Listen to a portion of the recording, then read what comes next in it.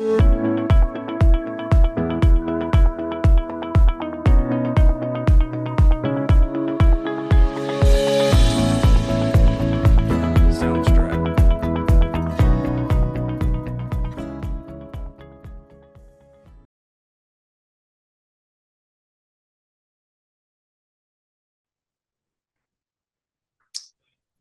morning, everyone. My name is Ryan Dyer. I'm an attorney at Beresford Booth, and it is Tuesday, June 18th, 2024, and will be doing our weekly Beresford Booth webinar.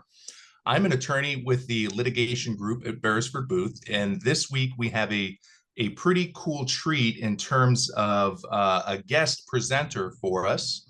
Our guest today is Eli Neal. Eli's a forensic accountant with Four Corners Financial Forensics, and they are essentially economic damages experts that our firm and others utilize frequently. Today, I'm going to be giving the mic over to Eli for the most part to talk about what economic damages are, why they're important to cases, and he'll also present a pretty interesting case study of how that works. And hopefully this is something that folks viewing this can bear in mind and can really help solve a lot of problems either before litigation or during it. So here's an agenda, which I just covered. Thanks, Eli. And apologies, everyone. We're kind of co-piloting this, and I'm going to try to stay on cue, but we'll give you a little bit of background. Obviously, a lot of folks are familiar with our firm, but we'll talk. Eli will give you a summary of his experience and what his expert firm does. Breakdown of what economic damages are, and then, like I said, that case study and a few takeaways. And so with that, I'm a litigation attorney here. A lot of the litigation disputes we deal with involve a significant portion of those cases are the damages. What is the monetary amount our clients are seeking, or what are we defending against? What are the claims being brought against our clients? Or in even other situations, it's both. Our clients both have their own damages, and we're also defending against claims for monetary damages from the opposing party. This frequently comes up in my practice in a wide variety of commercial disputes. We deal with business, LLC, and partnership disputes and dissolutions, breach of contract disputes, and real property transactions, all of which, as we'll be explaining a little bit more today, have a significant component that is comprised of economic damages one way or the other. And so with that, I'll let Eli introduce himself, and then we'll get right into the substance. Yeah, thanks, Ryan, and thanks for having me. I appreciate the opportunity to talk about what I do every day. So my name's Eli Neal. I graduated from University of Washington with a degree in accounting.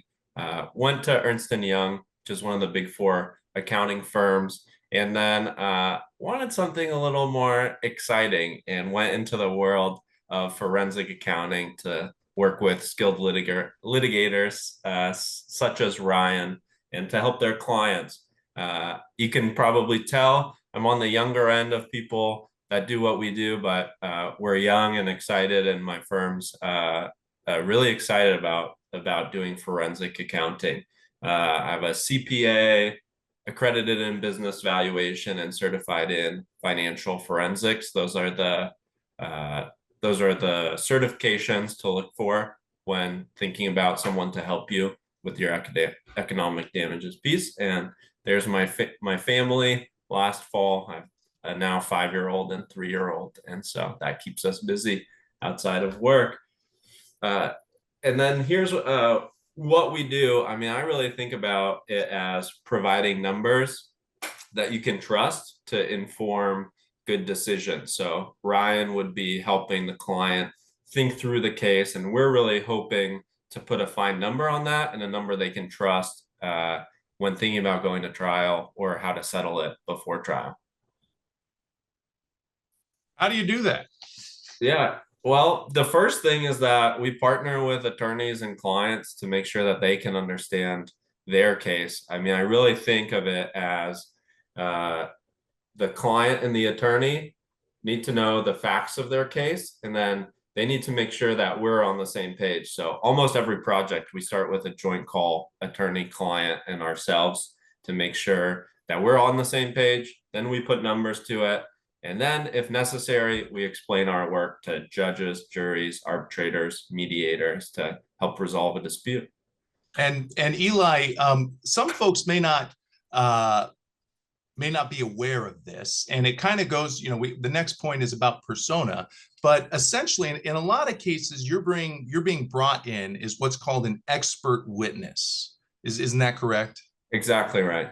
And so now, to be fair, you very rarely, and hopefully not, have any personal familiarity with the parties or the dispute in question, right? Correct. That would, in some cases, be a conflict. So, So correct. you're coming in and all the information is being provided to you through either the law firm or quite often from the client. But at the end of the day, you get to testify just like a witness. Mm-hmm. And so talk a little bit about the persona you have as a witness who's kind of coming in from, parachuting in after the dust is settling, and why that's important. Yeah. And the how you testify, I mean, matters a great deal because you're being assessed by the judge or the jury in terms of your credibility. And so it's not really a persona that I strive for, but one that attorneys have commented on, which is an aw shucks, earnest approach. The numbers are what they are. If my client has a company that's struggling, I'll call it like I see it. If our client or the company involved is a rocket ship and is exploding in a positive direction, then we'll call that.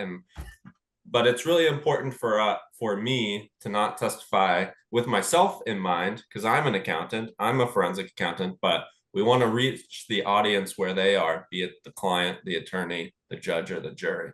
And I think that term down there, engaging, obviously goes to the aw shucks, kind of salt to the earth, grounded sort of communication style. I mean, I imagine people would glaze over pretty quickly if you go into the, accounting best, was it gap and all that jazz. So you want to be engaging, but I really like the word objective to describe what an expert is striving to do, is to provide that objective testimony about what the facts are and so forth. Is that consistent and fair enough in your view?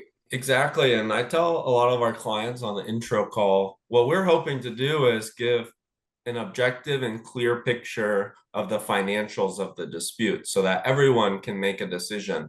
If it's a partnership dispute and the owners have a lot of emotion tied up in the company that they built and it's no longer working, sometimes people can be asking for things that are really not based in reality, but more based in emotion. And so what we're looking to do is set the table so everyone has a clear idea of the facts in an objective way, so that hopefully the dispute can be resolved before it even gets to trial. All right. At the last bullet point there, where you're talking a little bit about what you provide. But I imagine we'll get into those three concepts a little bit later. But just for everyone, damages, and when I talk to clients or new folks who are having the first legal dispute they have, damages is essentially an umbrella concept. In other words, how are we going to monetize how you've been wronged here? And I'd like you to talk a little bit about what economic damages really are. And then I know we have a really great case study for folks. So go ahead and take it away.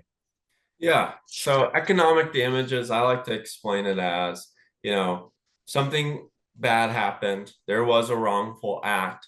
And then the economic damages piece of it, there can be non-economic damages as well. But for our focus as economic damages experts, we're really thinking about what's the economic fallout from the wrongful act. So I really like this graphic here that's in the AICPA practice aid to kind of help practitioners such as myself think about and calculate damages. And you can see the yellow explosion here.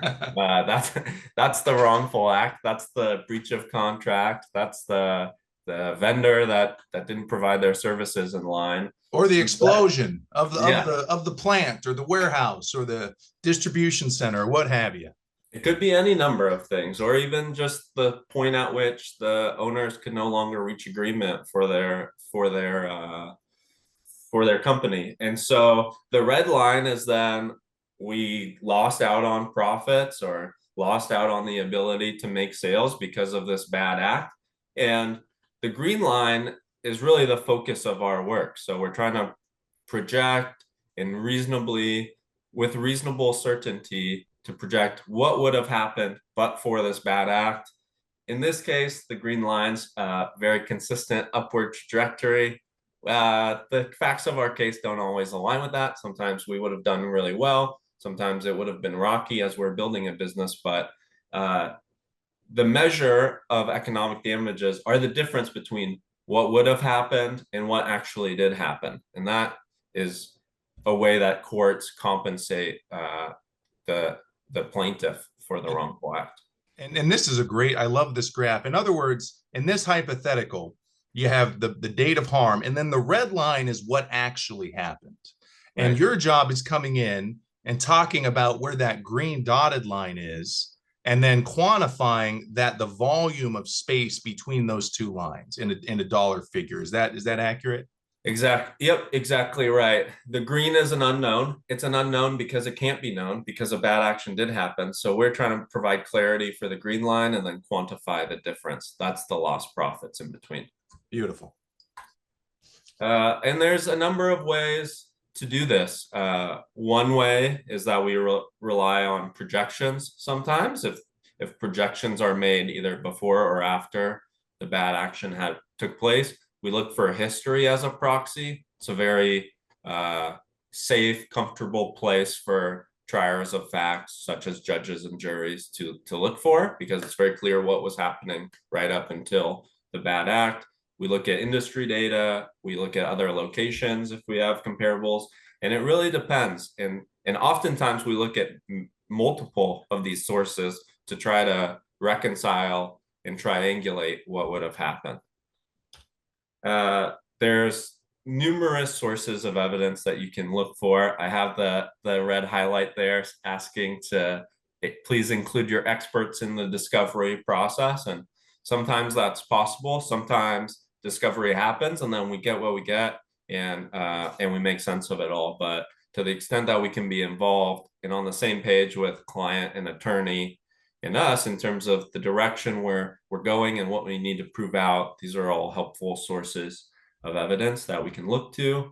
And there's also questions to consider. You can feel free to reach out and I'll provide these slides. Sometimes these questions are appropriate to think of on our own side in terms of what we should be doing if we're projecting. And sometimes these are helpful to be asked in a deposition to understand if the other side is putting forth the claim, what did they think about? What was their history with projections? Was it a projection that was created solely for litigation?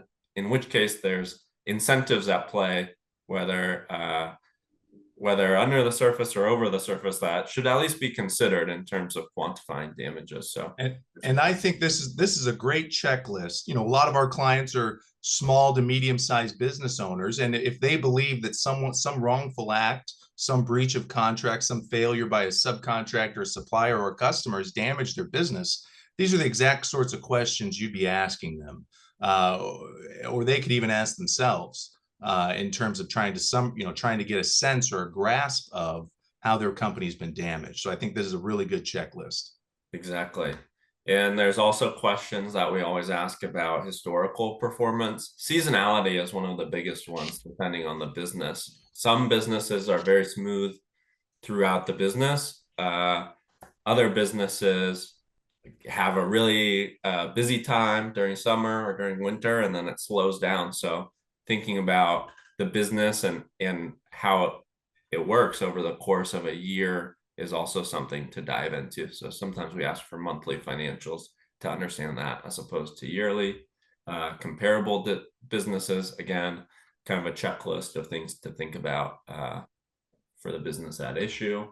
But that's kind of all the theory. And I'm an accountant, so perhaps I'm unique, but I get really excited when we think about the numbers and start tossing those around. So I prepared a case study for this one where you can kind of where we can walk through together and think about like what is it that we specifically do and what is the value when we're looking at the numbers for a trier of fact. Uh, so this case study is about a cannabis grow operation in the Midwest. It was one in which light bulbs exploded, and that explosion and subsequent fire was caught on camera. So liability really wasn't a question. So the forensic accountants in the case were the stars of the show, which we love and appreciate when the facts of the case are that. So it was really just a question of, all right, our light bulbs exploded. There was a fire. A whole crop was burnt down. What would the profits from that crop have been? That's the measure of damage to be used. In this case, we were hired by the insurance carrier to review plaintiff's proposed damages and make sure that they're reasonable in their assumptions. Now, what was provided to us was, well, two different spreadsheets with vastly different numbers of cannabis plants lost. We considered both of those spreadsheets and reconciled them about themselves. They presented really 5 different damage buckets for which they thought they should be compensated. They have the lost profits that they thought they would earn from the cannabis plants that were burnt down. They had their cleanup costs, their reusable items that they had to replace, their mitigation costs, and then their one-time item replacement costs, which was really a bucket for they were trying to get compensated for the plants. But the first thing that we noticed as forensic accountants is if you think about the green line and what would have happened, they would have either had the profits from those cannabis plants and harvesting and selling them, or they would have had the plants themselves. But there would be no future world in which they'd have both the cannabis plants and the profits from those cannabis plants. So we can already say that those are mutually exclusive. And of course, just based on the numbers, they would want to be compensated for the lost profits as opposed to the replacement of the plants. And so we went in that direction.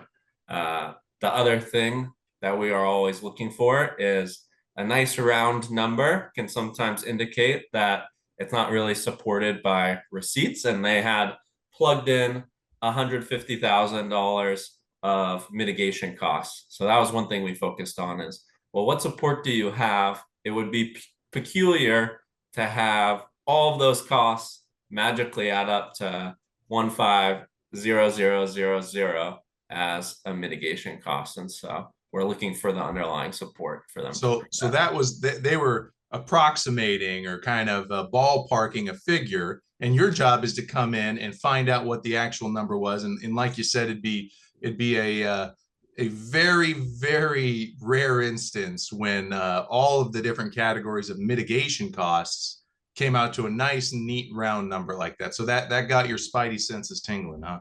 Yes, exactly. Because when we're involved, we want to get the actual receipts so that our client, our attorney, the judge can know really how much went into mitigation costs and what were those costs. A placeholder can work at the very early stages of a case, but eventually you want to get into the details of really what damage was incurred. But the biggest number, as you could see from that other graphic, was the lost profits and what would have happened if they had been able to dry harvest the cannabis and then sell it. So this is the detail behind their work. We identified some key variables which would really change the math in terms of the profits that were being calculated. And those were the price per pound, the profit, because you still have to take not only sales, but what costs would you have incurred to create those sales to get to lost profits? I mean, that's what the courts are going to award. So the profit percentage is a big one. The number of plants lost drives the quantity of the equations, and then the yield per plant. So they had an input for how many grams could they have sold per plant and in what bucket, because they all command a different price in the market. So that was our task, was to really focus on this and figure out how reasonable those assumptions would be. So that's our hit list. We went ahead and looked into each of those via industry sources. And so the first one we looked at was the price per pound. And there we have, and there's indexes for each state, because each state's very different. And we looked up the Oklahoma cannabis market to get the medium price per pound sold. So there's actually some sort of a catalog or publication that lists this stuff. You didn't have to drive around in Oklahoma gathering your own data, did you, Eli? No, most of what we can do can be found on the web. So we're lucky to have that. I got family in Nebraska, so wouldn't be opposed to fly to Oklahoma if someone wants to send me, but usually it's not necessary when you get a forensic accountant involved. So the price we changed because they didn't provide any support for their price per pound. We looked at the profit percentage. I've done a lot of these cannabis disputes. It's how I started getting a lot of testimony experience at my younger age. Was just diving into cannabis because there's a lot of disputes and they needed help. So it's a great gateway to me. And based on my experience, I really haven't seen too much in the 44% profit percentage. So, and they didn't provide any support for it. So we backed them down to 30%, which I've seen a lot more in that range as a profit percentage. The number of plants, there was a great article online that talked about how cannabis growers should cull the weak plants to allow more room and more light for the healthy, most prosperous plants. So we cut their number of plants down by 15%, which is on the lower end of the range that we identified to be conservative, but to take that into account. And is that kind of similar to the concept of wastage that a product manufacturer might have, or something like that? For example, if I produce apples instead of cannabis, 10 to 15% of my apples might not be fit for sale, and I write those off or waste those essentially. Is that the same concept you're capturing here? Yeah, exactly. Because you got to be careful with your calculations to say that 100% of your apples would have been able to be sold and we would have incurred no other expenses. This would have been the greatest crop of all time. You want to factor in the things that can and do go wrong or happen every time, like the 10% of apples. So exactly right. And then the last bucket was yield, which is how many saleable grams does each plant convert to. And actually their 170.95 seemed like a reasonable assumption to us. And so we accepted it because my job is not to fight against every input. It's to make sure that they're reasonable. So if I see a reasonable input and client, attorney, myself all agree, then we'll adopt their assumption if it's reasonable. So we did that there for yield. So this all flows through. Number of plants gets knocked down to 2,489, turns into grams, multiplied across by the price per pound to get to the lost revenue. Then that gets run through our gross profit percentage to get to the actual lost profits realized. Just from changing those assumptions, you can see that our lost profits decreased to 458,000 based on the market data we had access to, as opposed to they were at 889. And we presented this two ways because we were still giving them the opportunity to provide support for those mitigation costs. So if they really did incur mitigation costs of 150,000, damages would be 640. If they did not, then damages would be 490 as we calculate them. So you can see by making reasonable assumptions, there can become a disparity in the damages that are being claimed.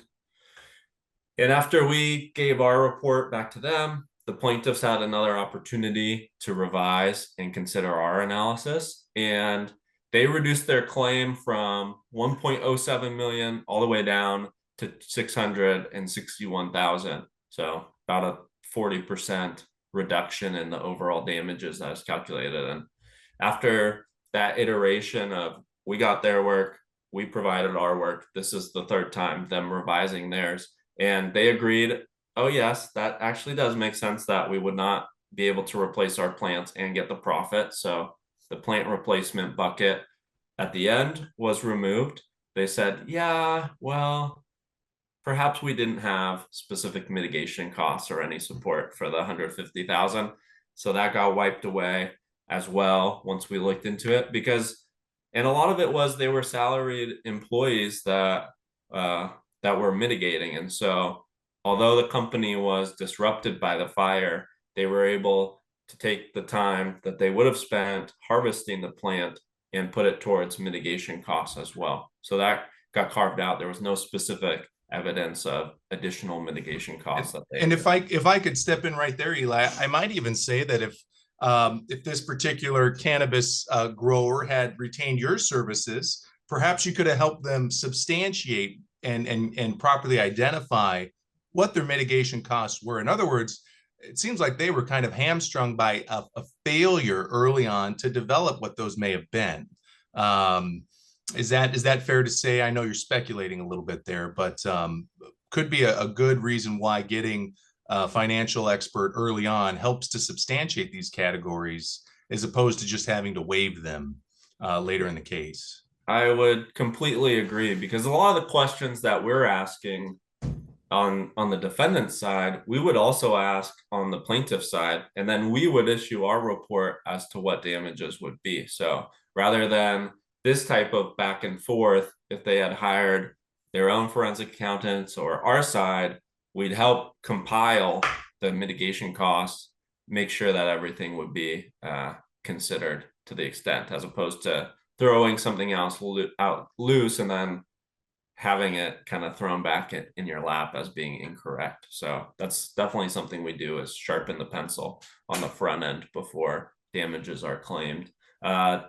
They went on to say that our 15% of plant culling was reasonable. They provided their sales history for price per pound, and it was actually higher than the median. So great, they proved that out affirmatively. And then they provided a tax return, which showed that they had a 36% profit margin. Again, my suggested was 30, but both well less than the 44% that they had originally claimed as their profit percentage. So ultimately, at this iteration, the parties were able to settle. The insurance company felt like 1.07 million was an overstatement of damages. I certainly agree, but then once we had that to a reasonably certain range at the 660 level, all parties were comfortable settling and getting damages paid out at that point.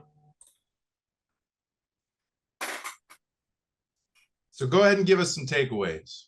Yeah, so I think a key thing to think about in our guiding principle is really, but for the wrongful act, what was reasonably certain to happen?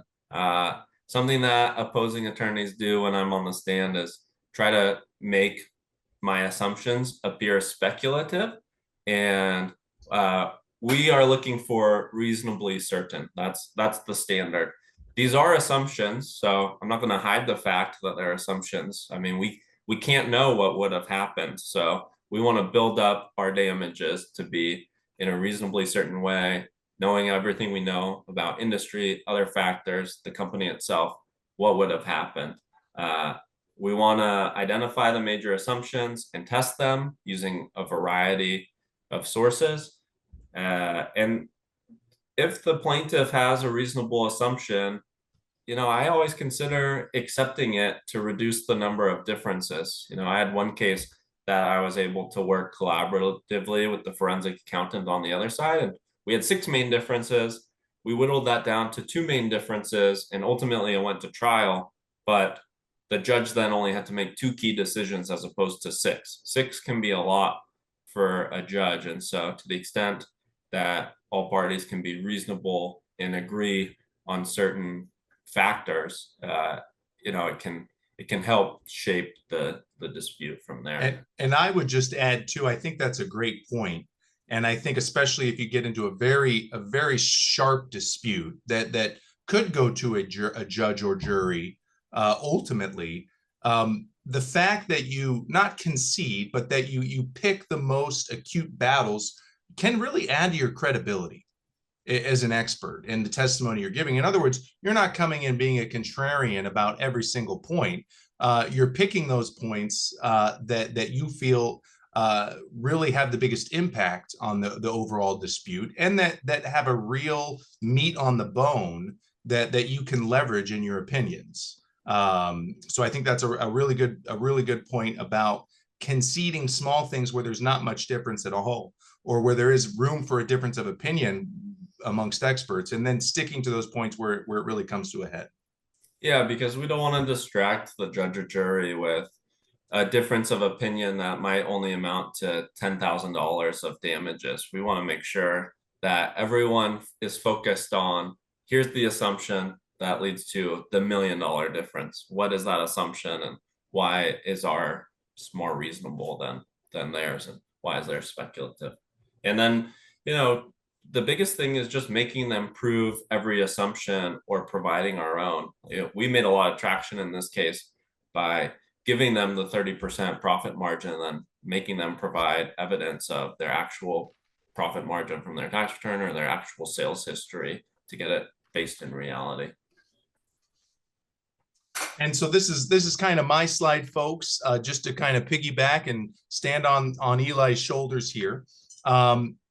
In our experience and with the sort of cases Beresford Boost deals with, having an economic damages expert or forensic accountant early in the case can be absolutely critical. Eli touched on doing that in the pre-litigation stage, and I would wholeheartedly agree with that. The next slide will have both our contact information, but in certain cases, for example, in a partnership dispute, if you have two business partners who are deciding to part their separate ways, you as one of the owners may feel like you have a really strong sense of what the company's worth, and that may be true. But hiring someone like Eli to come in and give you that third objective opinion really arms you with that, arms the number you ultimately ask for and perhaps settle for, or in terms of knowing how valid that is. And if the other side is unwilling to listen to that, then it may make sense to bring lawyers on board like our firm. Obviously, once you're in litigation, it is paramount to have a qualified expert helping in terms of developing the evidence and discovery. If there's any motions that need to get brought, a person like Eli or his colleagues would be submitting declarations about what their opinions are. And then obviously, if you get to trial, having a convincing testifying expert is second to none in terms of strengthening your case. So retaining and utilizing experts just like Eli and his firm early will pay dividends. It'll either keep you out of court, or if you're in court, it could result in a good settlement, an early resolution on favorable terms. Or if you have to go to the mats, then you only really want to do so with folks like Eli. They're backing up your claim or your defenses. So those are really the big takeaways from a lawyer's perspective. Please feel free to to email myself or Eli. I'm sure you'd be happy to give these slides out to folks to help. Like I said, a lot of times folks might have a potential dispute, and bringing Eli in informally before there's litigation is a really good idea. And I would advise you to do so. If it's something that can't be resolved informally, Eli or whomever may need him can always come to us or to another attorney to help. And there's my contact information as well. So, Eli, I really thank you for coming in and putting on this show. Is a great case study. And I think this is something very important, especially for folks who are facing some sort of commercial, estate, contract, or transactional dispute where there's money damages. So thank you very much. This is a real treat. Thanks for the opportunity. And yes, we'd love to help you and your clients just put specific numbers to their case and help them through it. So here as a resource, however we can be. All right. Thank you. And that concludes our weekly webinar. Everyone have a good week.